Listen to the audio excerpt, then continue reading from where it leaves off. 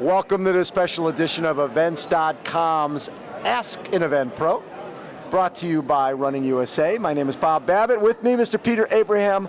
Seriously, one of the best marketers around. How you doing? I'm doing great, Bob. Thanks for having me. So let's talk a little bit about your Monday night extravaganza. Art run here at 10 o'clock at night in downtown LA. If you had told me that a group of people could show up at 10 o'clock at night to run, I mean, I'm already asleep.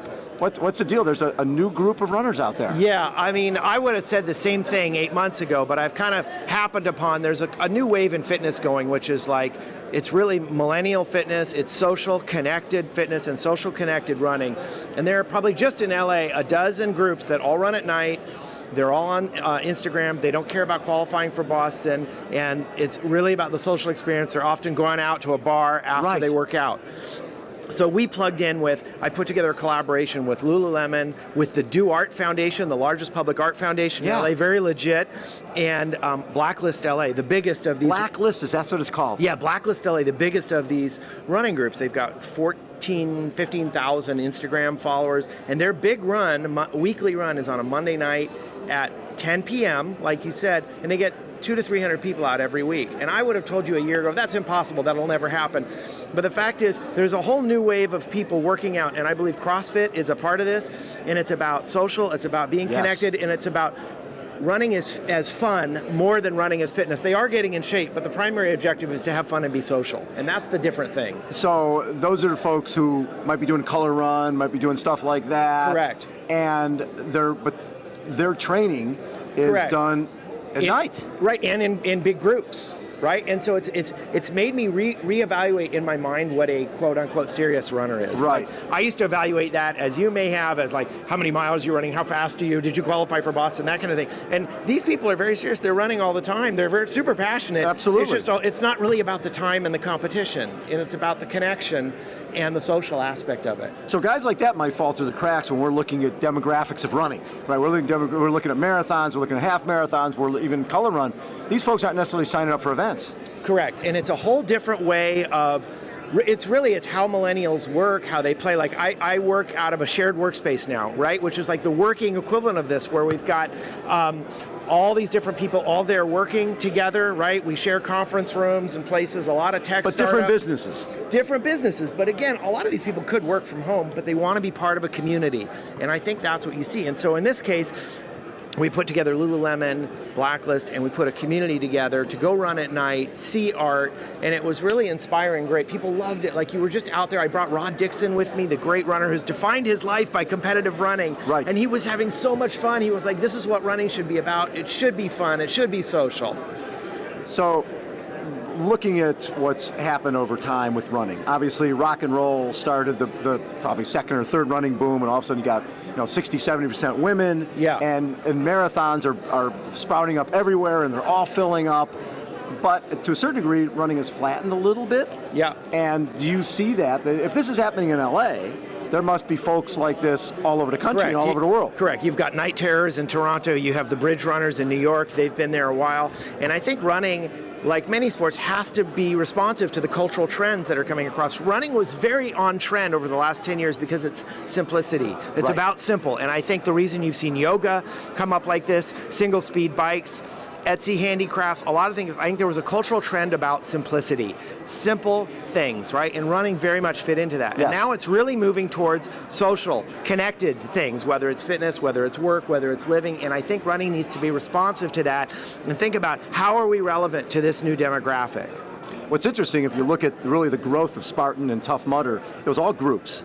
It was all people getting their friends together going, hey, I'm going to go do this Spartan thing. Not caring that much about the time or being competitive, but our group is going out, the 20 of us, who's joining us? Sort of the mob mentality of join us and come out there. Correct, and social media has really enabled a lot of this because it's a way to share it. And I even believe that CrossFit is a part of this, because CrossFit it's a group experience. You're cheering each other on. So I think it's a really important social movement, and I'm often surprised when I talk to big brands or even some people in the media who are not quite seeing this yet, because I think it's really important, and it's like a phase shift right now in the culture. Sure. So this weekend we have LA Marathon, we've got the Olympic trials. Yes. How big is this for the city? You know, I think it's potentially really big for the city. I'm unclear how many people are going to actually show up for the Olympic trials, right? I don't know. Is it on people's radar or not? We won't know. We'll find out. Right, we'll find out. I think it's phenomenal for the running community to have a major city marathon, the Olympic trials, and this Running USA event. I've really seen the whole community come together. I love to see that. Yes. Talk a little bit about the connection with art. Did you, when you ran the other night, did people stop at art galleries along the way? No, we worked with the Do Art Foundation to actually create original art with legit world-class artists, all like permanent giant 30-foot high murals of runners all over LA. We did 4 different installations. 3 of them were painted or wheat paste on a wall. 1 was a temporary installation, these giant 12-foot high characters that represented the past and future of running. Yes. We started and finished at Walt Disney Concert Hall, and we stopped about every mile at a piece of art, and the artist would come out and address the crowd with a bullhorn. And we had this throng so runners of 600 would stop people. and hang out. Yeah, and they were cheering, and they get pictures in front of it. I mean, the social traffic was out of control on Instagram, and Snapchat was unbelievable. We were trending on the LA stories on Snapchat, and it was, when you give people a great experience, they will tell their friends about it. And I think, I'm giving the marketing talk later today, and one of the things I'm going to emphasize is, look, there are 2 critical things for your customers. Would they do it again, and will they share it with their friends? So those are the 2 most important things. And if you give them a great experience, they will share it, and they will do a lot of your marketing work for you. Is that what you've seen as the biggest thing in terms of, the new technology? For a long time, it was Twitter, it was Facebook, but now you're talking Snapchat, you're talking Instagram. Well, yes. Those things are important, particularly for, if you're under 25, Snapchat is becoming the primary platform. Instagram also very important. But I think above and beyond that, there'll always be different channels. The most important thing is to create an important and meaningful experience for people. One of the things I try and stress to running events is, they're in the experience architecture business. Like, you're creating an experience. When let's say you've got a 5K, you've got a husband and wife coming out to do it, it's $45 each plus parking and breakfast after. They're spending over $100. You're not just competing against other running events. There are a lot of things they could do with that $100. Exactly. Right? And so you're competing against those, so it is incumbent on you to create an experience that is important for them. Back in the day, when there weren't that many events out there, race directors were in a position where they sort of could do whatever they wanted, right? Yeah. And what I've seen is the running side of it. You've got to be someone who likes to get up early, right? And go to an event that starts at 7, get up at 4. Yeah. There's a lot of schlepping involved with going to do an event. No doubt. And when you go to a Spartan or a Tough Mudder and it's at a ski resort, and you could start at 10, you could start at 11, you could start at noon. Right. You got all day. You can't block off the roads all day. Yeah. You can block off a resort all day. Yeah. How have race directors had to change to adapt to all of this? Well, I would say some have, some haven't. You see Ragnar Relay has done pretty good with that kind of festival. We're in a van all night. It's not about the competition. And I think if you just look at what's going on out there, you look at the scale of like Coachella, which is like 70,000 people a weekend for 2 consecutive weekends. Yes. It's an experience. Burning Man is an experience. Wanderlust yoga festivals, they're booming. They're doing really well. It's a whole experience, and I think creating a curated experience, whether it's a community 5K one morning or whether it's the New York Marathon, I think there's so many opportunities to be thoughtful and create a great, compelling experience for people. When I look at a brand like Lululemon, I think of them as yoga. And coming into the world of running, and obviously runners wear Lululemon as well. How did you make that connection? Well, I help Lululemon. You're right. They are thought of as a yoga brand. It's still like their mission statement is yoga-inspired clothing. And I think, and their product is phenomenal. It's very premium. Their running product, it's beautiful. It's very high quality. What I help them do is connect authentically with runners. So I'm like a translator in a way. Yes. And I work very closely with Colleen Angelis, their LA Maven, who's really fantastic and really professional.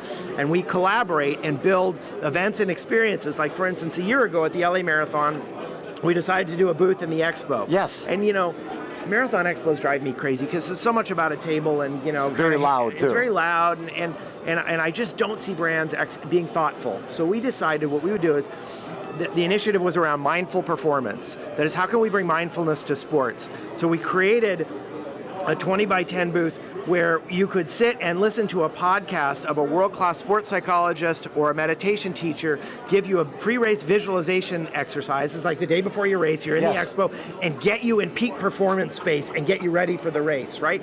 And we used a great meditation teacher and Michael Gervais, the athletic performance coach for the Seattle Seahawks, right? Yeah. He's got the Seahawks meditating, doing yoga, and it's working, of course. Clearly. And they designed like wireless headset meditation experiences for the runners, and we got over 1,000 runners through. They were sitting on the floor. We had a video playing. Right? So it was all about, we're trying to bring value to runners and trying to make your race better and your experience better. And people loved it. They loved it. We got 1,000 people through there, and you know, you look at the expo, hardly anybody was doing anything interactive. We were like almost the only booth that was like, no, come in here and do something. We weren't trying to sell stuff. People just give out samples. Right? That's correct. It's give out samples and hope somebody buys their product. And I think they've trained the runners of the world to walk around with a bag and go, hey, what do you got for free? And I just find it's too bad, because there's so many opportunities to create value for people in whatever you're doing. And I think so many endemic brands in the running space are just missing that. Were you surprised at the reaction to it? Because I think runners, a lot of times, especially if they're coming to do a marathon, they're thinking, this is what I always do before a marathon, and it's not meditating. Well, and it was interesting, you know, there definitely were a lot of older runners. I'd see them like stop 20 feet away and kind of go, wait a minute, what's going on there? Headphones? And then, of course, at the LA Marathon, you have 3,000 runners from Students Run LA, the teenagers, right? And the teenagers, they don't have the emotional back. They're not programmed. So they'd go, headphones? Great, what do you got? And they were all over it. So it was really interesting to see the difference in reactions based on your age, right? And how the teenagers were right in there. Love that. Peter, as always, I learn so much every time we chat. Thanks so much for taking time. Thanks for having me, Bob. I appreciate it. Peter Abraham has been our guest. Hold on, everyone. We will be right back.